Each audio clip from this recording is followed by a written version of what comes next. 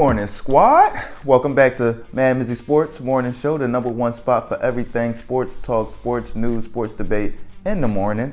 Happy Tuesday, happy terrible Tuesday, but we got a beautiful rundown today. We're going to start it off going back to Monday Night Football of the Ravens beating the Saints in New Orleans 27-13. Then we got to move on to the news and the breaking news of Josh Allen possibly having a UCL injury and what that means for Josh Allen and the Buffalo Bills moving forward. Then we got to move to the other news of Frank Reich being fired and Jeff Saturday being hired as the interim head coach in Indianapolis to replace him. Got to speak on that and the dynamic of personal relationships with owners and the coaches that they hire in the NFL. And lastly, before I end it off, I got to touch on the huge night from Steph Curry. Another 45-point night after the age of 33. Second most all-time after the age of 33, only behind Michael Jordan, having 47, 8, and 8 to snap the 5-game losing streak for the Warriors. Got to speak on that. Let's get into it, gang. So let's start off going back to Monday Night Football and the Baltimore Ravens beating the New Orleans Saints 27-13 in New Orleans. I predicted 31-13 in New Orleans for the Baltimore Ravens, but close enough. For me, what I got from yesterday is just the huge playmaking ability from Lamar Jackson in critical situations. They were 2 for 4, 50% in the red zone. Could be a lot better moving forward, but they were 9 for 15 on third down, way higher than the league average of about 60%. And you think about the rushing yards that they added in, getting, I believe, about 93 from Kenyon Drake and then another 90 plus from Lamar Jackson and 188 rush yards altogether for the Baltimore Ravens against the New Orleans Saints, holding the New Orleans Saints to only 48 rush yards yesterday themselves, making them one-dimensional going up against that defense. They were able to make some plays passing-wise, but the entire game they were sputtering, not able to get ahead of the chains and get ahead of the downs and get in some manageable third and fourth down situations. So to me, that was the major thing that I seen was the playmaking ability of Lamar Jackson in critical situations, third down, red zone, and then the defense just stepping up. Patrick Queen, Roquan Smith, and all those dudes being all over the place. Then you had Justin Houston having a huge game, Calais Campbell. They just were out there flying around, and if this defense can continue to play like that moving forward, this team is going to be something to be reckoned with moving forward, not just in the regular season, but in the playoffs, because like I said, that run defense being able to get after the quarterback and down, you got the D-backs in the backfield, and you got Patrick Queen and Roquan Smith in the middle to solidify that run defense. So listen, the Ravens are going to be scary moving forward, and then you got Lamar Jackson that's just making every critical play possible because of his arm and his running ability. But let's move on to another dual threat quarterback and the news of Josh Allen being evaluated for a UCL injury following Sunday afternoon's game, where his arm got absolutely obliterated as he tried to release the ball by one of the defensive tackles from the New York Jets. And after that, his throwing motion, you could tell his arm was bothering him moving forward after that play. To me, what does this mean for Josh Allen and the Buffalo Bills moving forward? This is a critical stretch right now. You think about the Miami Dolphins are on their heels. The New England Patriots are winning games, so they can't just get on a losing streak right now. And then this is an injury that they're seeing. It could get worse. It could flare up and get worse if he continues to play on it. So it's a tight line that they're walking right now of should they play Josh Allen? Should they sit him down, get him ready for the playoffs? Or is the most important thing for them right now to get home field advantage? This is a tough situation, and to think that Josh Allen has dealt with this injury before, missing 4 games in his rookie season due to a UCL injury. So if he has to miss 4 games again in the middle of the season, that's going to be tough to recover from, especially, like I said, with the teams in their own division being right on their tail. That's not even mentioning the Kansas City Chiefs, the Tennessee Titans, the Cincinnati Bengals, the Baltimore Ravens, all those teams. You still got to worry about the Miami Dolphins and the New England Patriots and the New York Jets in your own division. So listen, man.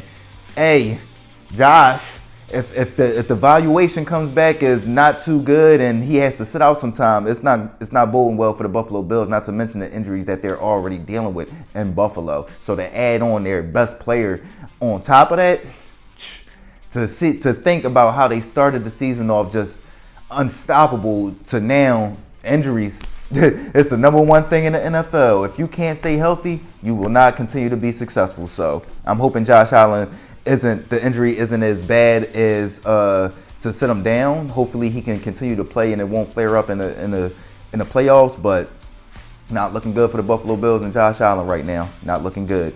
Let's move on to the Indianapolis Colts news. And the news of the Indianapolis Colts firing Frank Reich in his 5th season after making the playoffs 2 times in his previous 4 seasons.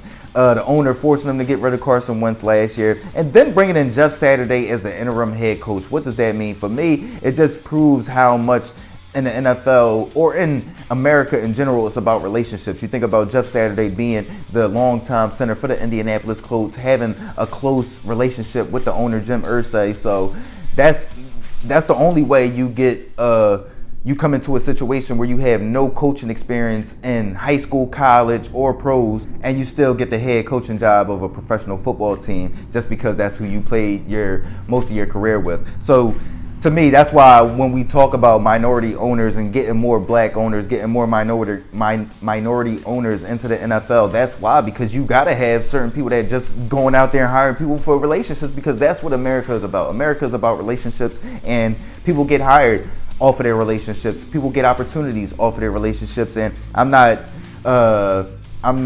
shocked, but I don't think it's a good pickup for the Indianapolis Colts, to be honest. I like Jeff Saturday as an analyst, but usually an interim head coach is already in the building. Jeff Saturday has to come in middle of the season, introduce himself to the entire locker room, the entire coaching staff, try to get them turned around on the right track, see if Sam Ehlinger is the quarterback to move forward, see if Matt Ryan should come back in to be the starting quarterback to finish off the season. There's a lot that's going into this decision of hiring Jeff Saturday to be the interim head coach when he was just being an analyst last week for the Indianapolis Colts. That was crazy. And to just get rid of Frank Reich and not allow him to finish off the season at least was shocking to me as well. But hey, Jim Irsay is a impulse dude. He goes off of his impulse. So listen, he probably was just sick of what he was saying and tired of the mundane stuff and wanted to bring in somebody he was used to. That's the only thing that I could think of. But to me, I don't see it panning out too well for the Indianapolis Colts or Jeff Saturday in this situation.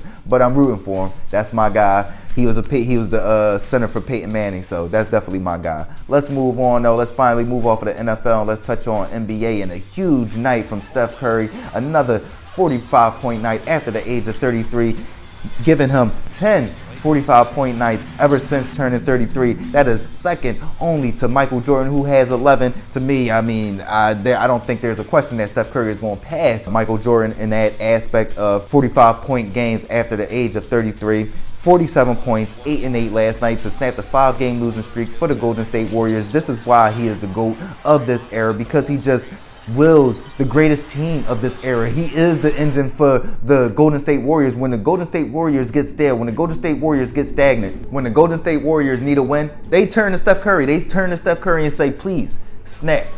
Please, go Super Saiyan. Please, just drop these threes from long distance. And he always comes through. No matter if it's going up against Dame, Westbrook, Kyrie, CP3, whoever you want to name, Harden.